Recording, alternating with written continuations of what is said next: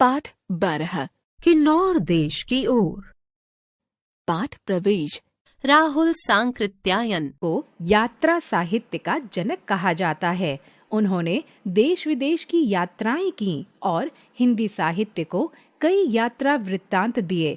इस पाठ में उनके किन्नौर के यात्रा वृत्तांत का अंश प्रस्तुत किया गया है। रामपुर हिमाचल प्रदेश में स्थित से मैंने 17 मई को प्रस्थान किया। यद्यपि मेरे पास एक ही खच्चर का सामान था, किंतु पहाड़ पर अकेला खच्चर ले जाया नहीं जा सकता। इसलिए सामान के लिए 2 खच्चर और सवारी के लिए 1 घोड़े का प्रबंध किया था। अभी कुछ दूर ही गए होंगे कि घोड़ा ठमकने लगा। साथ चलने वाले लड़के से पूछा, घोड़े की पीठ तो कटी नहीं है? लड़के ने बात को पहले तो इधर उधर घुमाना चाहा, किंतु जोर देने पर बोला, हाँ, पीठ कटी है। मैंने घोड़े को लड़के के हवाले करके कहा, इसे तुरंत अस्तबल में ले जाकर दूसरा घोड़ा बदल कर ले आओ। मैं गौरा में प्रतीक्षा करूंगा। 3-3.5 घंटे में मैं गौरा डाक बंगले में पहुंच गया। गौरा रामपुर से 2500 फीट से अधिक ऊंचा है, इसलिए रास्ते में चढ़ाई भी पड़ी। 2-3 घंटे में घोड़े के आ जाने की पूरी उम्मीद थी, किंतु घोड़ा कहाँ आने वाला था। रास्ता भी कड़ी चढ़ाई उतराई का था। धूप भी तेज थी। मत पूछिए, अंतिम 4 मील ने क्या गत बना दी। किंतु हिम्मत छोड़ने की बात न थी। रास्ते में बुशहरी नारियां डांडे पर के किसी मेले से खूब बनी ठनी लौटी आ रही थी। वे सब कोई गीत गा रही थी, किंतु यहाँ देखने सुनने के लिए दिल कहाँ था। आगे बढ़ तो रहा था, किंतु बड़ी मुश्किल से। फिर भी 21 मील की यात्रा करके सूर्यास्त के समय सराहन के डाक बंगले पर पहुंच गया। बंगला बंद था। मालूम हुआ कि चौकीदार साहब मेला गए हुए हैं। आज रात को शायद ही लौटे। खैर, कोली बूढ़ा कुछ बीमार था, इसलिए वो मेले में न जा सका था। नहीं तो उस थकान में 7000 फीट की ऊंचाई पर रात में बाहर घास पर बैठना बहुत प्रिय नहीं लगता। बूढ़ा कहीं से कुर्सी ले आया। पूछताछ करने पर चाबी मिल गई। थोड़ी देर बाद दौलतराम भी खच्चरों को हाके आ पहुंचे। जान पड़ता था वो हमसे भी अधिक थके मानते हैं।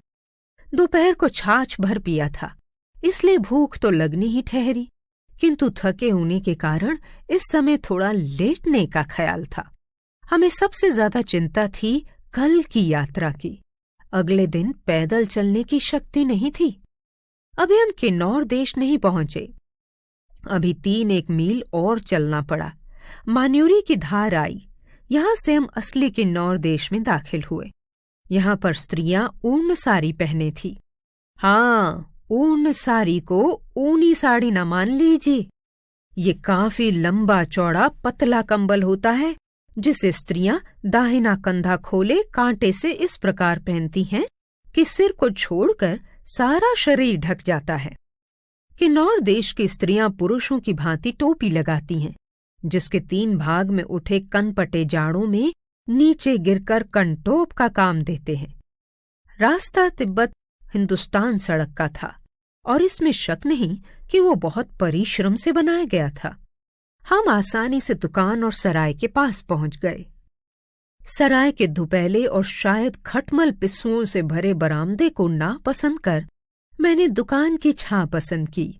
दुकान में काफी आलू पड़े थे और गुड़ पर मक्खियां भिनभिना रही थीं। मेरे खाने खरीदने की वहां कोई चीज न थी। पास के कटे खेत में अपनी राबरी डाले खम्पा, हिमाचल प्रदेश की एक जनजाति, वो लोग लेटे हुए थे।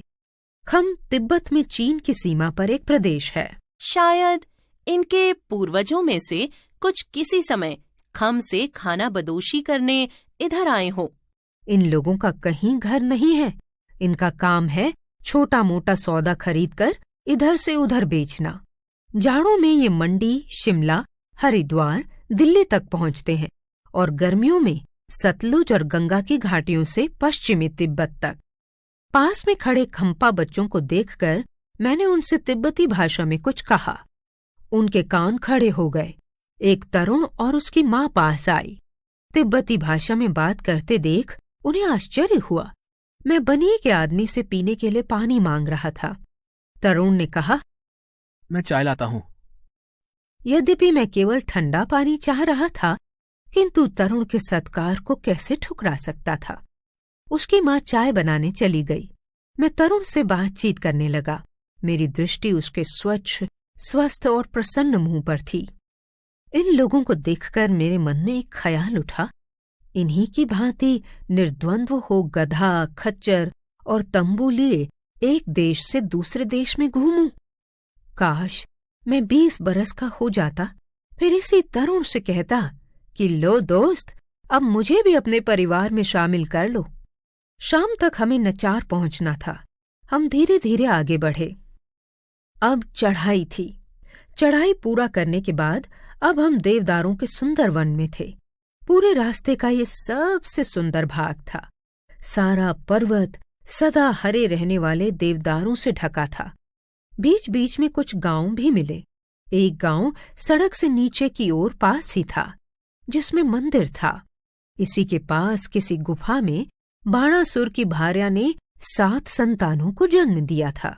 23 मील की यात्रा पूरी करके 5:30 बजे हम नचार पहुंचे। वहां बंगले में रुके। वहां ढिल्लन साहब मिले। ढिल्लन साहब ने बताया, इधर बहुत भालू हैं। वह आदमी को कम किंतु गाय, भेड़, बकरी को मारकर खा जाते हैं। ज्यादातर काले भालू हैं, किंतु ऊपर कंडों में भूरे भालू भी सुने जाते हैं। देर तक दिमाग तरह तरह के विचारों में डूबा रहा कि यह घोर जंगल है। यदि भालू इधर आ जाए तो। अंत में नींद आ गई। भालू सपने में भी नहीं आए। रात को मैं इत्मीनान से सोया। सवेरे हाथ धोकर ढिल्लन साहब के यहाँ चाय पी। स्नान की बात मत पूछिए।